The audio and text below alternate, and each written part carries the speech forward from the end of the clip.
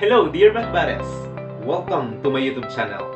My name is Sir Sherwin and I will be your math instructor. If you are new to my YouTube channel, make sure you subscribe and hit the notification bell to be updated with my latest content. Likewise, I will be more glad if you will like this video, leave a comment, and share with friends. For today's discussion, I will teach you on how to multiply radicals. Are you ready? So dear RAMIREZ, we will just simply focus on how to multiply our radicals with the same index. Just bear in our mind the significant idea in multiplying our radicals. Make sure that our indices are similar because we can only multiply radicals if we have same index. And what are the steps we need to remember in multiplying our radicals? First, we will multiply our coefficients to its corresponding coefficients and our radicand to its corresponding radicand. And if possible, we will have our answer in simplified form. So with this, let's try to start with our first example. 2 square root of 3 times 5 square root of 5. First, before we multiply, make sure to check our index. Here, 2 square root of 3 has an index of 2, while 5 square root of 5 has an index of 2 as well. In this case, we can multiply our radicals for the reason that they contain same index. And in multiplying our radicals, we will simply multiply our coefficient to its corresponding coefficients. In this case, 2 is our coefficient of 2 square root of 3, while 5 is the coefficient of 5 square root of 5. In this case, we will simply multiply 2 and 5. So this leads us to 2 times 5, that is 10. And of course, copy our radical symbol and multiply as well our radicand to its corresponding radicand. So we have 3 times 5 and the product is 15. So 15 is already written in its simplified form since 15 doesn't have a factor where one is a perfect square and the other is a non-perfect square. In this case, we will consider the simplified form of quantity 2 square root of 3 times 5 square root of 5 as 10 square root of 15. So this is how to multiply our radical expression. Let's have our second example. We have 2 cube root of a times cube root of 4. In this case, let's try to check our index. Both have the same index and that is 3. Therefore, we can proceed in multiplication of radicals. In this case, we will try to check what are our coefficients. Here, we have 2 for cube root of a and 1 for cube root of 4. In this case, to simplify this, we just simply multiply our coefficients. 2 times 1, the product is 2. Then affix our radical symbol with an index of 3. Then multiply as well our radicand. This means we will multiply a times 4. And multiplying a times 4 will give us a result of 4a. In this case, cube root of 4a is a radical that is written in simplified form. So therefore, our final answer would be 2 cube root of 4a. So this is the answer for our example number 2. Let's have our third example. We have square root of 6 times square root of 8. In this case, our coefficients are both 1 and our radicands are 6 and 8. And take note, our index here is 2. This means we can multiply our radicals for the reason that they have the same indices. So to get the product of these two expressions, that would be square root of 6 times square root of 8, and that is 48. This is considered a result when we multiply square root of 6 times square root of 8. The question is square root of 48 written in simplified form? In this case, square root of 48 is a number that contains a factor where one is a perfect square and the other is a non-perfect square. Can you guess these possible factors? Yes, you got it right, and that is 16 times 3. Since 16 is a perfect square and 3 is a non-perfect square, and multiplying these two, it leads us to a result of 48. So to simplify square root of 48, that is 16 times 3. So applying the product rule, it leads us to square root of 16 can be written in exponential form, and that is square root of 4 squared, and then we will copy square root of 3.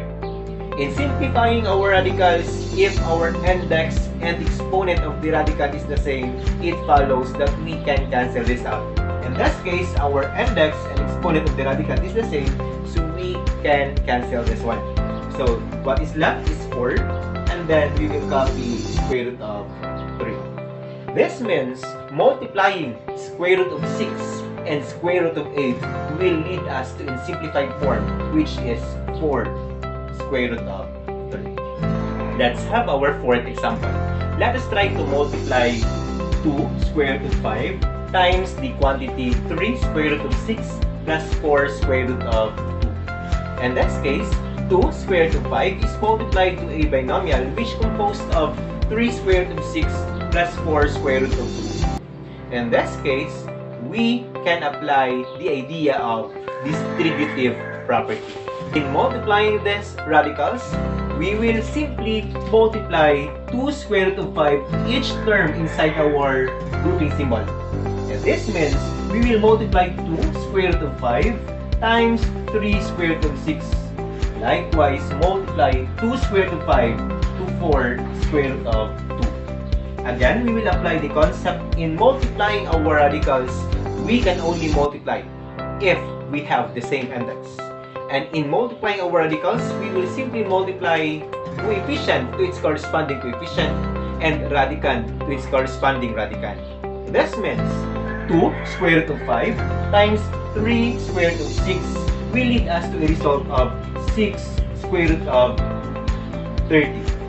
For the reason that 2 times 3, the product is 6. And for our radicand, 5 times 6, that leads us to 30. Then, multiplying 2 square root of 5 times 4 square root of 2 will lead us to a result of positive 8 square root of 10. So we have 2 times 4, the product is 8, and 5 times 2, the product is 10. In addition of radicals, we can only add our radicals if they are similar. In this case, we have 6 square root of 30 and 8 square root of 10. And these two radicals are considered to be dissimilar radicals.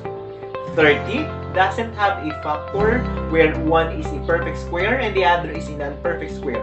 Same as true with 10. This means this would be our final answer as we multiply our given expression. Let us proceed with our fifth example. And this is to multiply quantity 3 square root of 7 plus 4 square root of x times the quantity 2 square root of 5 minus square root of y. The question is, how will we multiply these radicals? Again, make sure to check first the index of our given radicals. Since this expression contains the same index and that is 2, then we can proceed to multiplication. Second, using this kind of expression, simplifying this can be done by applying the FOIL method. This means we will multiply our first terms referring to 3 square root of 7 times 2 square root of 5.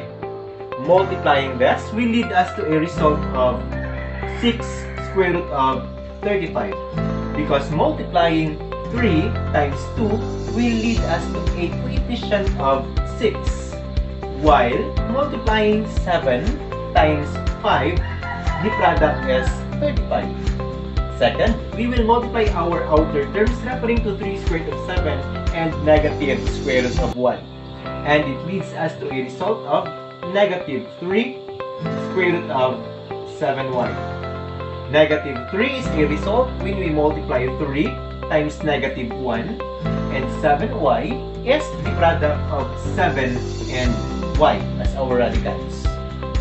Then, for our inner terms, we are referring to 4 square root of x and 2 square root of 5. And simplifying these terms leads us to a product of 8 square root of 5x. 8 is the product of 4 and 2 as our coefficients, and 5x is the product when we multiply 5 and x as our radical. And for our last terms, we will multiply as well 4 square root of x times negative square root of y. And it leads us to a result of negative 4 square root of x, y. Negative 4 is the product when we multiply 4 times negative 1, and xy is the product when we multiply x and y.